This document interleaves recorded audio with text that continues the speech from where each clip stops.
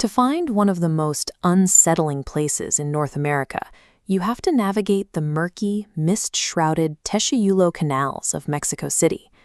Getting there requires a trajinera, one of the traditional, brightly painted wooden boats that locals have used to travel these waters for generations.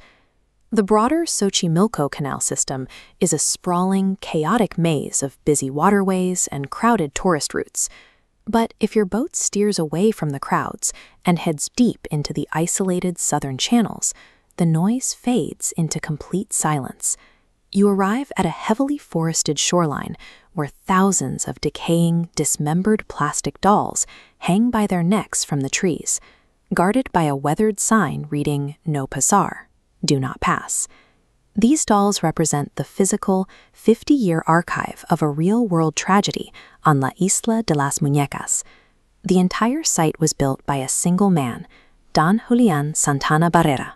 Before we uncover exactly what drove him to do this, take a second to like this video, subscribe to The Explainer, and let me know in the comments if you'd ever brave a boat ride out here. In the mid-20th century, Don Julián left his family and city life behind to become a solitary caretaker on a chinampa, an artificial farming island originally engineered by the Aztecs.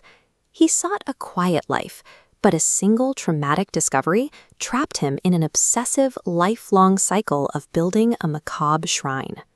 Shortly after Don Julián settled on his remote island, tragedy struck right off his shoreline. He discovered the body of a young girl who had mysteriously drowned in the dark waters bordering his property. Floating in the canal just a few feet away from her was a single plastic doll. Guilt-ridden that he couldn't save her, Don Julián pulled the toy from the water and tied it to a tree branch. He intended it as a respectful offering to honor the victim and ward off any restless spirits. But the gesture brought him no peace. In the weeks that followed, he began hearing phantom footsteps outside his hut, disembodied whispers in the brush, and the agonizing cries of a child echoing through the swamp at night. Convinced the drowned girl's spirit was trapped on the chinampa, he came to believe she demanded constant, aggressive protection. He needed more offerings. For over 50 years, Don Julián scavenged local trash heaps and traded his homegrown vegetables to passing voters in exchange for broken toys. He operated under a strict rule. The dolls were hung exactly as he found them. Headless, caked in mud, or missing limbs, he made zero effort to clean or repair them. Over the decades, the harsh Mexican sun blistered the plastic, cracking their painted eyes, while the high humidity blanketed their limbs in thick green mold. Swarms of local insects took over the hollow plastic skulls, nesting inside the rotting toys. Decades of isolation and environmental exposure turned a solitary man's offerings into an expansive collection of sun-damaged plastic and rot. In April of 2001, Don Julián, now in his 80s, was fishing at the edge of his island with his nephew, Anastasio. Before his nephew stepped away, Don Julián made a final confession. A voice in the water had been calling to him all morning, urging him to join the drowned girl. Moments later, Don Julián suffered a massive heart attack and fell into the canal. He drowned in the exact same spot where he had pulled the young girl from the water 50 years earlier. Today, Don Julián's relatives maintain the island, ferrying small groups of tourists on the 2-hour boat ride from Cuemanco Pier to walk the grounds. Those who make the trip frequently report unsettling phenomena, like the sensation of cracked plastic eyes tracking them as they walk the dirt paths. Others experience sudden battery drains on their smartphones, or hear faint childlike giggles echoing from the dense center of the trees. The physical decay of the island outlived its creator, and these modern encounters suggest that the haunting atmosphere Don Julián feared has become a permanent feature of the landscape. At the very center of the dark forest floor, visitors find a dimly lit rustic wooden altar, scattered with coins and small trinkets. Local tradition now dictates that visitors leave a small toy or coin here to appease the spirits, ensuring the cycle of offerings Don Julián began 50 years ago persists today. Imagine recovering from a major surgery. You wake up in the dead of night to find a quiet, pale nurse standing at your bedside.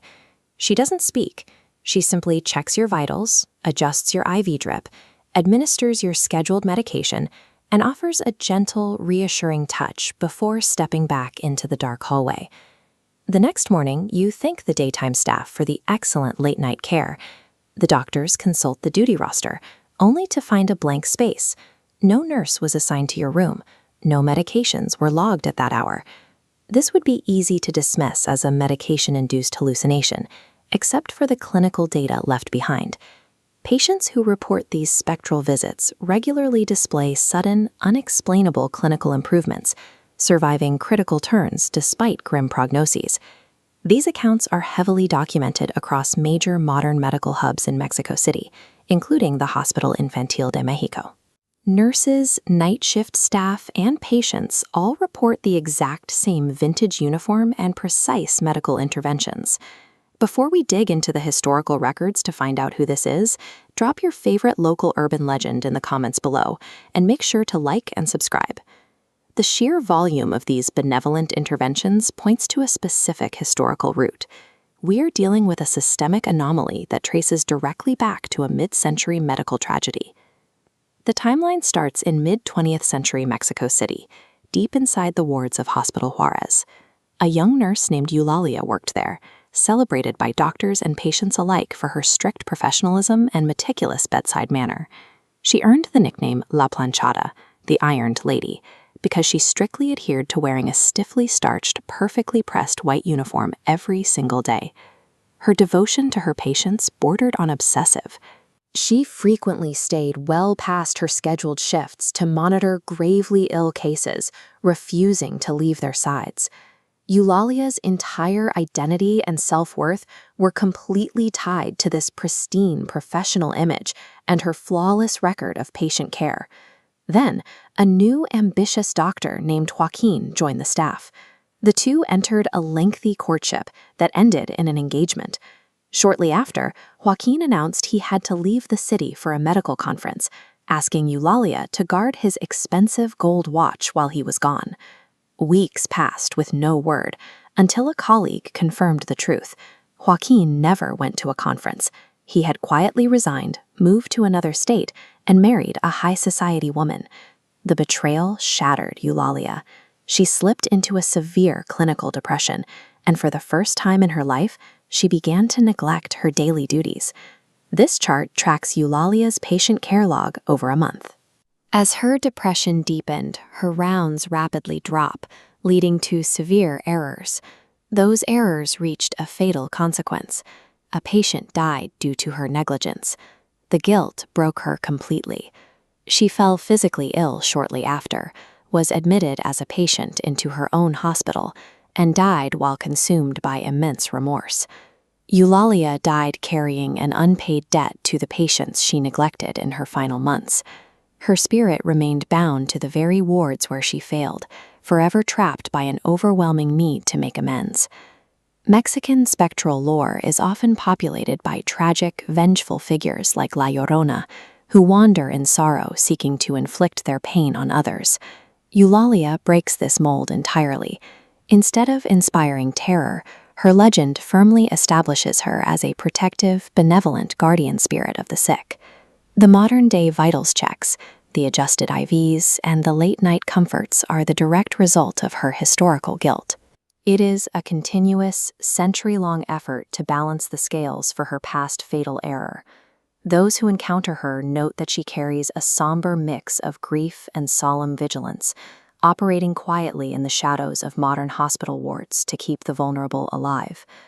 Once a patient's vitals stabilize and her shift is complete, she simply fades back into the shadows of the corridor. La Planchada stands as an emblem of quiet redemption. She is a ghostly caregiver working endlessly in the dark to fulfill a solemn vow of healing that she broke in life.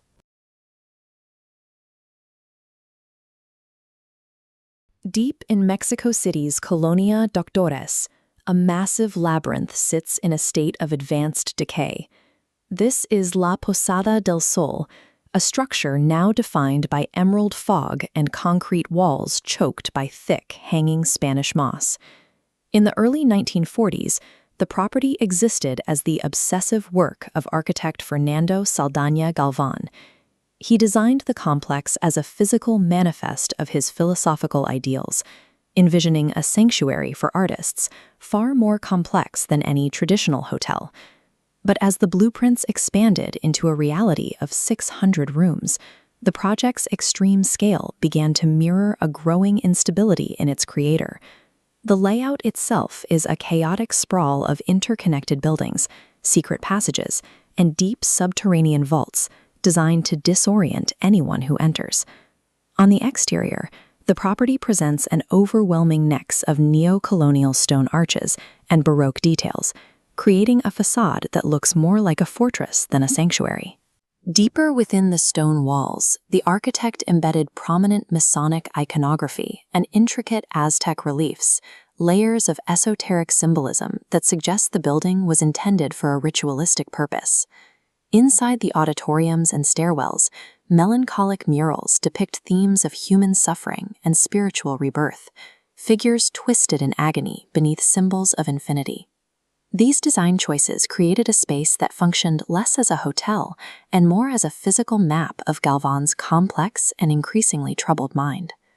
By 1945, the project reached its final phases, but the money was gone. Galvan had exhausted his funds, leaving a massive, uncompleted shell of a monument. Bank loan payments lapsed, and investors pulled their support. As bureaucratic red tape tightened and government officials threatened to seize the property, Galvan found himself trapped in a financial vacuum. The architect retreated into the shadows of his uncompleted hotel. Isolated from his peers and facing the total loss of his legacy, he reportedly descended into severe paranoia and psychosis. This mental break left Galvan convinced that the only way to protect his family from the impending shame of ruin was a final, desperate act of sacrifice. Local lore suggests the tragic climax occurred in 1945, within the dark, echoing corridors of the basement tunnels. According to these accounts, Galvan led his wife and children into the vaults. Driven by the delusion that he was saving them from poverty, he murdered his entire family inside the hotel's foundations. He then walked to the central courtyard, standing alone amidst the arches of his ruined masterpiece. There, in front of a stone statue of Saint Francis of Assisi, the architect hanged himself. This act ended Galvan's life, but it also left the property with a reputation that prevented it from ever opening its doors to the public. Decades later, the government briefly used portions of the complex for administrative offices. Folklore from this period tells of a caretaker's young daughter who went missing within the building's disorienting, windowless passages. After an exhaustive search, her body was found in one of the deepest underground vaults, adding a new layer of tragedy to the site.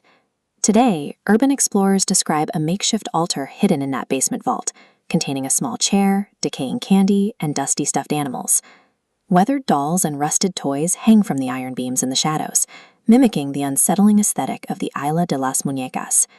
Visitors believe they must leave a toy or a piece of candy on this altar. The legend warns that failure to do so invokes a spirit that leads trespassers to become lost in the dark subterranean corridors.